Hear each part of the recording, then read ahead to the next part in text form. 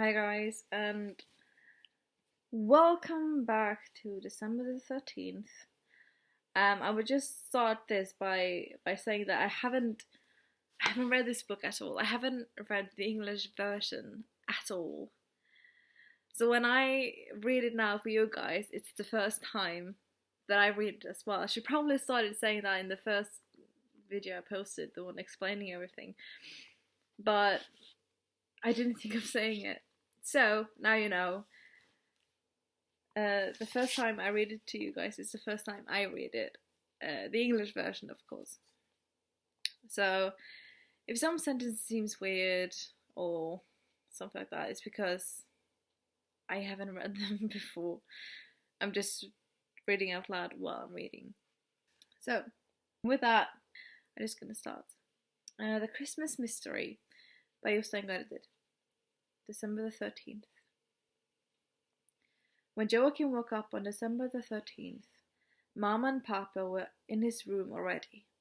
You get to open it, Joachim, said Papa. Joachim sat up and fished out the folded piece of paper. The picture in the calendar showed a rainbow. He sat in bed with Mama on one side and Papa on the other. They both leaned over to see. Mama began to read. A party of monks who were on their way up from Val d'Aosta one day in June in the year 998 saw a group of pilgrims for a short moment. Just a lightning sweep across the sky, flooding the landscape with light for a second or two. Look! Exclaimed one of the monks. What? Asked the other. I thought I saw a strange procession on its way down through the valley. There were people and animals, and behind them all ran a little girl with an angel. The third monk agreed. I saw them too. It was like a heavenly host. The monk, who had seen nothing, shook his head in disbelief.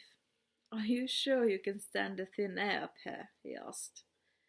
He said that because he had looked down at the azalea at the instant when the pilgrimage had passed. 4 years earlier, a party of merchants from Milan had seen the same thing as the two monks. That had been a little further down the valley. The godly throng stopped for a little while to enjoy the view of the beautiful Val d'Aosta. Ethereal pointed up at Mont Blanc and the sharp peak of the Matterhorn. Elizabeth was more interested in studying the Advent calendar that she had been given by the governor of Syria. She pointed at door number 12, on which there was a picture of an Advent calendar exactly like the one she had in her hand. She turned to Quirinius and asked, Can I open the doors in the tiny calendar as well? Quirinius shook his head. Unfortunately not.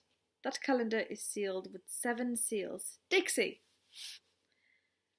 Caspar cleared his throat, and so did Balthasar. As wise men, we can reveal what is inside all the same, said the first wise man. Something mysterious is written in tiny letters. Tell me then, said Elizabeth. Behind the first door is written Elizabeth, Caspar began. Behind the second is written Elizabeth, and behind the third Isabet. Then come Sabet, Abet, Bet, and Et. Those are the first 7 doors. Elizabeth smiled a wide smile. And what then? The second wise man replied. After that come Te, Teb, Teba, Tebas, Tebasi, Tebasil, and Tebasile. Then there are only 10 doors left. What's behind them? Elizabeth, Isabet, Sabet, Abet, Bet, and Et. Elizabeth had been counting. But there are still 3 doors left, she said. Caspar nodded solemnly. Behind door number 22 is written Roma. Behind door number 23 is written Amor. And behind door number 24, Jesus is written in very beautiful artistic lettering.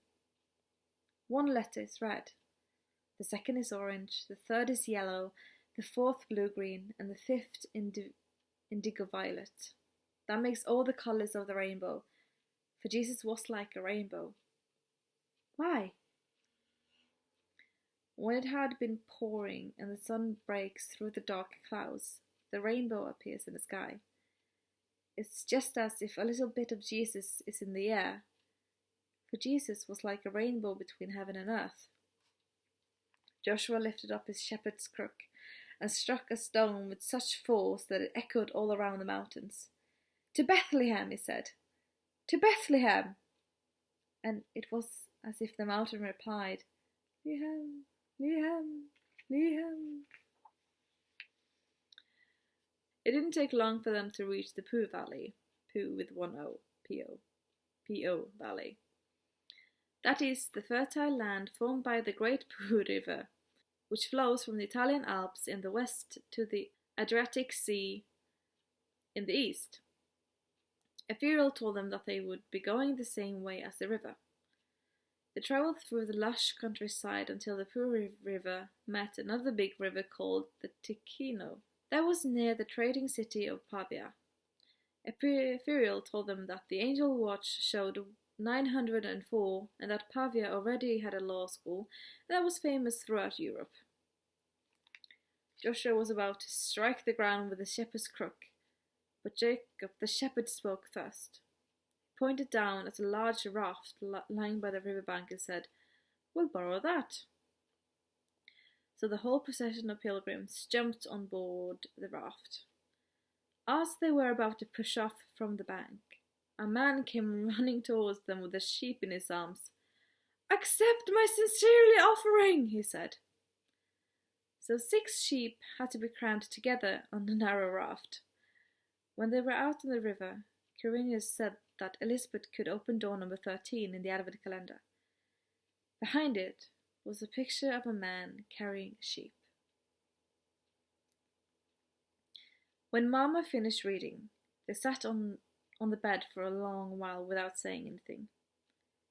"Lehem, lehem, lehem," said Mama at last, almost as if she was singing it. "Sabet, Tabas," said Joachim. He surprised himself. There it was again. John had in fact mumbled half of Elizabeth's name, and he never thought of it before. Then he had said the same half of her name backwards. But why had he done that? Papa had to say something too. If only I could find this flower seller. Maybe we'd know how the Advent calendar was made, or why, for that matter. "I'm sure it is so as to spread some of the glory of heaven," said Joachim. "I believe the magic Advent calendar is a small part of the glory of heaven that has strayed down to earth. Up there, it's so full of wonderful things that it's very easy for them to spill over." Mama and Papa laughed. It was only after they read through all the folded sheets of paper that they understood why Joachim had said so many strange things recently. "I'm thinking about the 3 monks in Val d'Aosta," said Mama. Papa and Joachim looked at her. Then she said, "We're sitting here almost like those monks."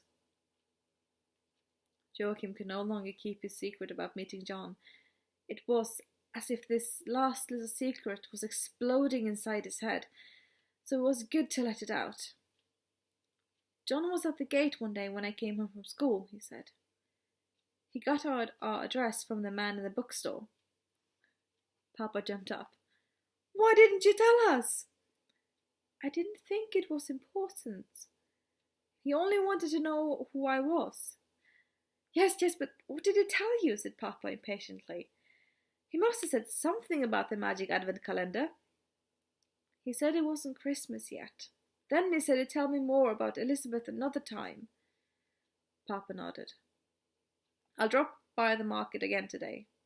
I intend to meet this John, even if I have to lasso him." But when he got home, he just threw up his arms. "Gone," he said. As if the earth had swallowed him. All afternoon, Joachim repeated two names inside himself. Elizabeth. Tebasil. Elizabeth.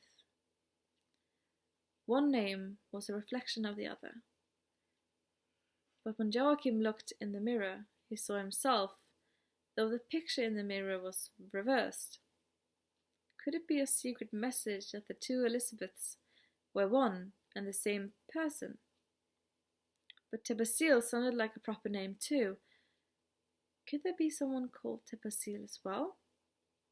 That evening Joachim lay for a long time staring at the ceiling before he could relax. In the end he had to get up and write something clever in his little notebook.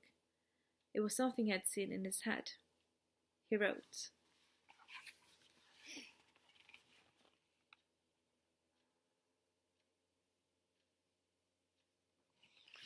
and with that, chapter 13 is done. I hope you enjoy. Hope you liked that chapter. I'm just gonna just can't. I'm done. I hope you enjoyed listening to it, and I love you all. I'll see you later. Bye.